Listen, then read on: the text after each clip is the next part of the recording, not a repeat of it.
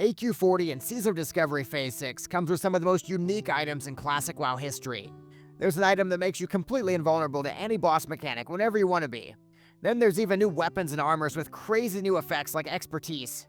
If you really want to break the game and do some insane damage on a mage, a warrior, a rogue, this is the best phase to get back into Season of Discovery. Let's talk about the very best gear in AQ40 and Season of Discovery. These items are so good, you'll be kicking yourself if you miss out on them. So starting off, we've got the Prophet Skeram, and he is really the ultimate test of whether your guild is good enough to do the increased difficulty modes in AQ. The best part about Skeram, though, is that he offers immediate BIS for everybody in the raid, which is very exciting. The first BIS piece of loot that Skeram offers is a very unique necklace. It's more of a physical attack power necklace, but it also has this massive nature damage absorb on it too. By just having this necklace, you could completely negate the need for any nature resistance items, so you're really freeing up a lot of gear slots. Meanwhile, the other really exciting item on Skeram is the Cloak of Concentrated Hatred. Infinite drama, because Pharaohs want it, Warriors want it, Paladins want it, Rogues want it. Everybody wants this cloak. So after you kill Skeram, you'll be heading to Bug Trio. This is where you can get some early weapons in the raid. It's very hype, especially if you can get a weapon immediately. That being said, though, you can still die on Bug Trio. It's very risky for your world buffs. You stand in the poison too long, and your whole night's going to be ruined. One of the more contested items will be the Cape of the Trinity, and usually second or third BIS for every single player, so it's going to be very contested. Now, getting into even more caster loot, the Wand of Karaji Nobility. This is something everybody wants to have. However, the real drama comes from the Imperial Karaji ornaments, the Imperial Karaji regalia. These are highly contested weapons that everybody wants. The warriors for their Blessed Karaji war axe, the rogues, the enhanced shamans, everybody is going to want these. So after Bug Trio, we're going to get right into Sartura, one of the most fun and most scary bosses in the game. The thing is, you can die incredibly easy on Sartura, but you can also get some of the most unique loot in the entire game. There are a few really cool unique pieces that are going to be highly contested. From the recomposed boots, they have essentially an elixir of poison resistance effect, very good on a fight like Vicidious. Also extremely exciting is the Badge of the Swarm Guard. Now, Badge back in the day was one of the very best trinkets for melee. Now though, this is going to be a unique AoE niche item. Anybody is going to use this item and they're going to do massive weapon damage in an AoE around them for 6 seconds. So after Sartura, we head into Fenris, and this is where some of my favorite loot comes, and it's also one of the easiest bosses, a loot pinata that I really look forward to. One of the pieces that's super exciting, we talked about in the intro, is the Fetish of the Sand Reaver. See, the Fetish of the Sand Reaver, it used to be just a thread drop trinket, very good for things like fire mages. But now it is essentially an ice block on demand for any class. Incredible for PvP for places like Arathi Basin, but also incredible to negate all sorts of PvE mechanics. And every single player really has a right and a desire to this item.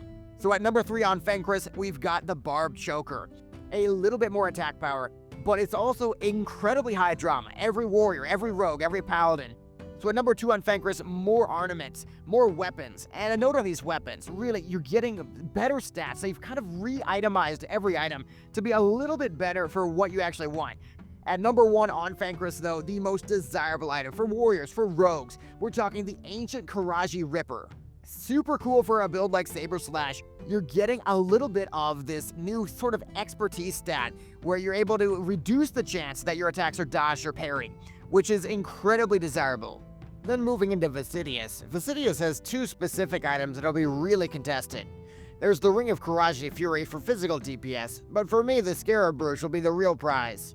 That's a healing trinket so overpowered that it's even best in slot in the Burning Crusade too. Then moving into huhuran after a Vicidious kill. Easy to wipe on this boss if you're not pumping enough damage, but it's also one of the first times that you get teardrops, so it's very exciting.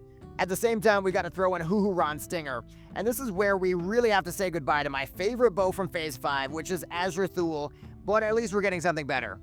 At number 1 though on huhuran, the true star, every single person is gonna want those bindings, the boots, the shoulders. There is really not a class that wouldn't be interested in these items. Then after huhuran and even more trash, we are finally heading to the Emperors, probably the hardest fight in the entirety of AQ40, but it's also got awesome, incredible loot. The number 3 item is a little bit of a surprise, but if you have a lot of warriors in your guild, the Royal Karaji Belt, with the newly added pseudo expertise stat. Everybody is going to want it if they wear plate, if they do DPS, so consider this to be a very contested item. Another expertise item that everybody's going to want, those rogues are really going to want it, the Karaji Execution Bracers. Reducing the chance for your attacks to be dodged and parried is just a very strong stat. Then finally, the most contested, most exciting thing on the Emperors is all of the different tier 2.5 helmets. Everybody's going to be going crazy for these helmets on all the different classes.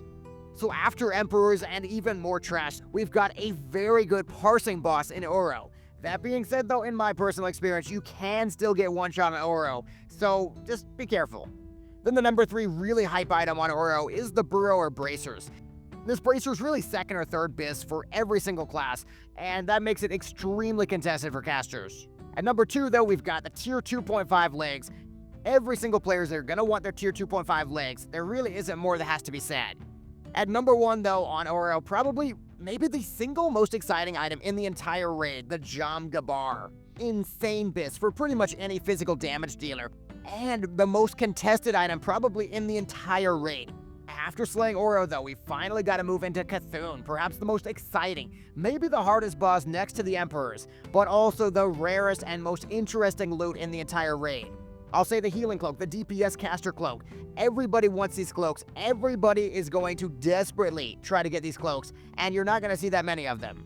Then at number 4, we've got the Dark Edge of Insanity. My goodness, this is going to be amazing. Arms Warriors are simming with insane DPS using the Dark Edge. It has always been a personal favorite weapon of mine, and it's just so freaking cool. Then at number 3, there's an item that just simply is always going to be contested for PvP, even PvE as well, the Vanquished Tentacle of Kathon. Now the smartest players, they try to get this item very early. They reserve it early on because they know it's only going to get more and more contested as the phase drags on. Then moving into number 2 on Kathon, we've got the tier 2.5 chest. Now everybody wants the tier 2.5 chest. Similar to all the other items on Kathon, it's going to be highly contested because not every group is even going to kill Kathon in the first place. The number 1 rarest and most difficult item to get though on Kathon is going to be the Eye of Kathon. You get either the ring, the cloak, the amulet. So all sorts of classes, all sorts of specs are going to be interested in the eye, but there's only one eye per raid, so that makes it one of the rarest and most difficult items to acquire. Personally though, I do think the Jam Gabar or the Eye of Kathon are going to be the most difficult and most sought after items in the entire raid. Would love to hear from you guys on which item you think will be the most sought after in Phase 6, and which item you think you're most excited for as well. Thanks so much for watching, guys. Make sure to subscribe, or I'll have to go and make Path of Exile 2 videos instead. Then check out this huge overview of all the content you might have missed in Phase 6, so you don't miss out on a single new thing.